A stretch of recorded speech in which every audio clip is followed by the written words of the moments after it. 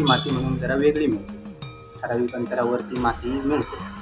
ती ही जी शाडून मिळते पोत्याची ती नाही, त्याच्या तुलनेत ही माती जरा कडक असते. दगड प्रमाण कमी असल्यामुळे किंवा दगड नसल्यामुळे दागिने करायची बघता येते ते वापर.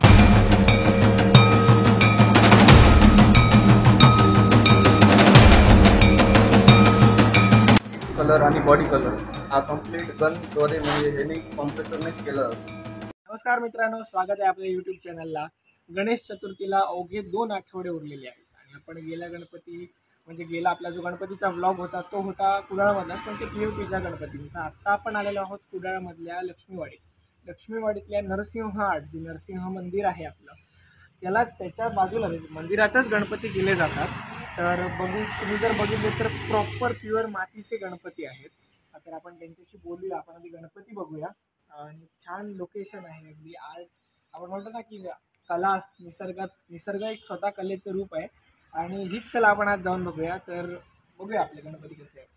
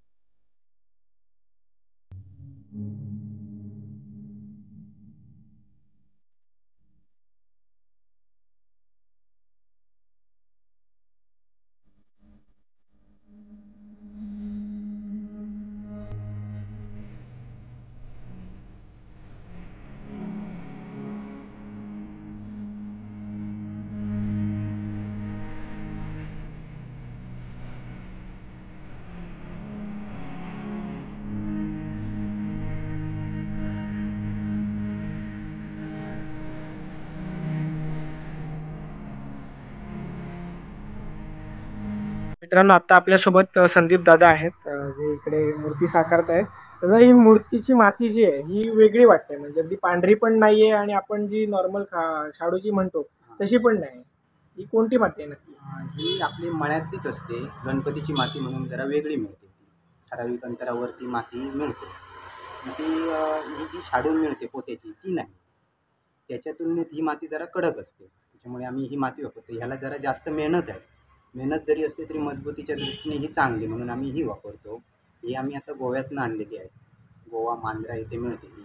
मग ही माती तयार करावी लागते, जसं आपण बघतो हो, की तयार करावी लागते. पूर्वी कशी ती माती झेजरायची, आता मसनी आली आहे, त्याच्यामुळे मसनीमुळे आता सोपं झालं आहे. एक साधारणतः किती गणपती आहेत इथे? आमच्याकडे 150 गणपती आहेत. सालाबाद प्रमाणे एवढं हो असतं. हो. आणि आपण किती वर्ष या क्षेत्रात आहात? तरी 20-25 वर्ष आहेत. Okay okay. मग ह्या सध्या गणपतीचं आता सोंड लावण्याचं काम चाललेलं आहे. आणि ह्या आता पूर्ण अंतिम टप्प्यात माती काम आहे.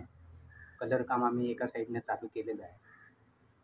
आणि साधारण किती जण आहात आपण सगळे? आम्ही 10 ते 12 जण आहोत. त्याच्यातले 4-5 पोरगे आमची कॉलेजमध्ये जाणारे असल्यामुळे दुपारनंतर असतात. बाकीचे आम्ही सकाळपासून असतो. रात्रीचं काम जरा जास्त चालतं, दिवसाचं जरा कमी. धन्यवाद. त्यासोबत कांदळकर काका आहेत. तर काका, या गणपतीचं आता नेमकं काय प्रोसेस चालू आहे? फिनिशिंग चाललेलं आहे. हे कम्प्लीट पाण्यानेच करावं लागतं. मग हे फिनिशिंग ॲक्च्युअल ह्याचा का करावं लागतं फिनिशिंग? म्हणजे जरी खवणीने आपण हे केलेलं असतं त्या करून एकदम फिनिशिंग करतो आणि वरून पाणी मारावं लागतं. पाणी मारतो प्रश्न. ओके.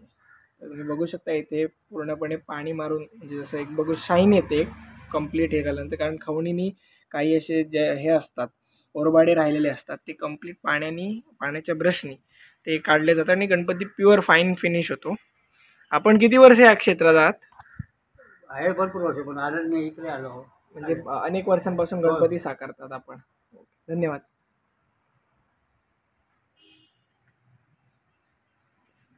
तर आता आपल्यासोबत सावंत दादा आहेत. तर बघू शकता इकडे आता मातीचे मोदक साकारण्याचं काम चाललेलं आहे. दादा, ह्या गणपतीत आपण बघतो की पूर्ण गणपतीची माती आहे ही वेगळ्या रंगाची आहे आणि दागिने आहेत ते वेगळ्या रंगाचे आहे. म्हणजे ही नक्की माती आहे की काय आहे? ही आता ही शाडू माती आहे. त्याच्यात दगड प्रमाण कमी असल्यामुळे किंवा दगड नसल्यामुळे दागिने करायला सुबकता येते, मग ते वापरतात. ते मजबूत असतं. मजबूत. ते पूर्ण बघू शकता तुम्ही की गणपतीचा रंग म्हणजे आम्हाला पडलेला प्रश्न होता की असं का केलं जातं, पण बघू शकतो तुम्ही इकडे सोंडेवरचे आणि दागिने जे आहेत ते वेगळ्या रंगाचे आहेत. होऊ शकता अगदी इको फ्रेंडली गणपती जे आपण म्हणतो की इको फ्रेंडली गणपती हवेत. तर इकडे मी अजूनपर्यंत तरी ते प्लास्टरचा एकही गणपती बघितलेला नाही आहे. सगळे गणपती 100% हे मातीचे आहेत, प्युअर मातीचे आहेत. आणि ते जसे आपण म्हणतो की आपण परंपरा जपली पाहिजे तसं आपण निसर्गही जपला पाहिजे. आणि अगदी लहान नाही तर मोठ्या अगदी हाती गणपती साकारलेले सुद्धा आहेत.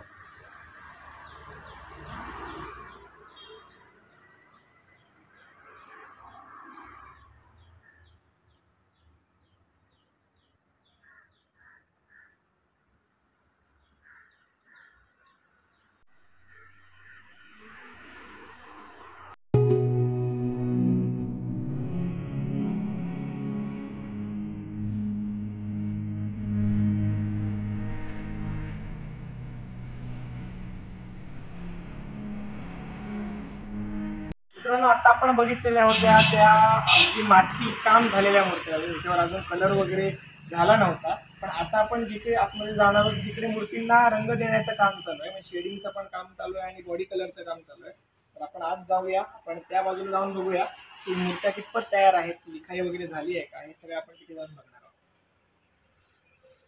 जसं तुम्हाला मी म्हणालो की मगाशी जे काम चाललेलं ते कम्प्लीट मातीचं काम होतं. इकडे बघू शकता, इकडे गणपतीला आपण प्रायमर जो आहे पांढरा तो देऊन आता बॉडी कलरचं शेडिंग पण, म्हणजे बॉडी कलर हा कॉम्प्रेसर स्प्रे कलरनी मारला जातोय. तर बघू शकता इथे आतमध्ये पण सगळ्यांना पांढरा रंग मारलेला आहे. आणि महत्त्वाचं म्हणजे मातीची मूर्ती असून सुद्धा ह्याची हाईट बघू शकता. म्हणजे जसं ते म्हणाल की मजबूतीसाठी ही माती वापरली जाते, त्यामुळे मोठ्या गणपतीच्या मूर्त्या पण इथे आहेत. म्हणजे जसं आपण प्लास्टरला वगैरे बघतो की मोठ्या मूर्त्या असतात त्याच हाईटच्या आणि त्याच मजबूतीच्या गणपतीच्या मूर्त्या इकडे पण अवेलेबल आहेत. इकडे जसा जो प्रायमर म्हणाला मी पांढरा, तो प्रायमर मागे मारला गेलेला आहे. आणि आता हे कलरिंगचं काम साईड बाय साईड चालू आहे. तर आपण त्यांच्याशीच बोलूया जे आता कलरिंगचं काम करणार आहेत ते. आता आपल्यासोबत ओमकार दादा आहेत. तुम्ही बघू शकता दादा आता बॉडी कलरचं काम चाललेलं आहे. तर दादा, हे बॉडी कलरचं जे काम आहे ते कम्प्लीट कॉम्प्रेसरवर चालतं की ब्रशनी वगैरे पण केलं जातं? नाही, आता कसं आहे, व्हाईट कलर आणि बॉडी कलर हा कम्प्लीट गनद्वारे म्हणजे ह्याने कॉम्प्रेसरनेच केला जातो, कारण की फिनिशिंग वगैरे चांगलं आहे तर त्याच्यामुळे. आणि दुसरी गोष्ट म्हणजे म्हणजे कलरची प्रोसेस काय असते, म्हणजे कुठून सुरुवात होते? आणि सुरुवात म्हणजे आता जसे मातीचे गणपती आणून ठेवतो, पहिले आम्ही फिनिशिंग करतो, पेपरने घासून वगैरे फिनिश करतो. त्याच्यानंतर काही टचअप वगैरे जर क्रॅक वगैरे असेल तर तो लांबीने भरून क्लिअर करून घेतो, नंतर व्हाईट कॉम्प्रेसरने मारतो. त्यामुळे ते फिनिशिंग होतं आणि नंतर आम्ही बॉडी कलरला सुरू करतो.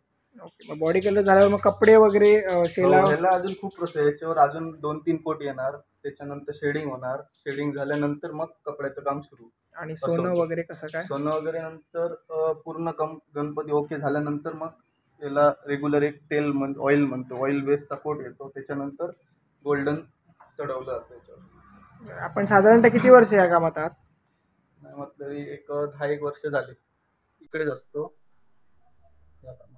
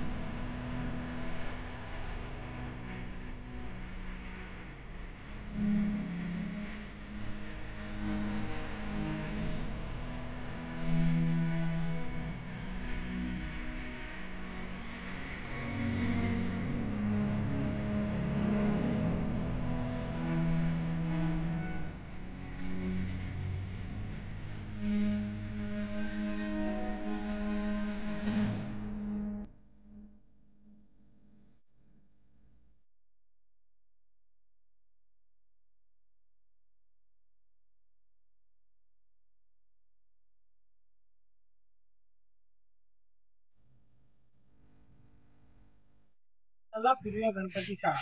आपला ह्या मुलाखत मालिका किंवा आपण म्हणतो की गणपती शाळांवरची ही मालिका आहे आणि त्याच्यातला हा एक भाग आहे. पी माती ह्या दोन्ही याचा मी समावेश केलेला होता. कारण असं आहे की कुठेतरी दोन्ही गोष्टी आहेत ते इकॉनॉमी रेस करतायत, लोकांची पोटं भरली जातात. त्यामुळे हा महत्त्वाचा भाग आहे. आणि खरं म्हणजे मातीचे गणपती असतात ती परंपरा जपतात. आपले पारंपरिक कलाकार पण आहेत की म्हणजे अगदी गणपतीची मूर्ती तयार करण्यापासून लिखाई करण्यापर्यंत जे कलर्स आहेत ते पण अगदी इको फ्रेंडली वापरले जातात आणि त्याचा निसर्गाला फार काही हानी नाही पोचत त्याच्यातून. असे पण गणपती आहेत. तर पुन्हा एकदा भेटू अशाच एका ब्लॉगमध्ये. तोपर्यंत सगळ्यांनी काळजी घ्या. Signing off. Take care. Ganpati Bappa Morya.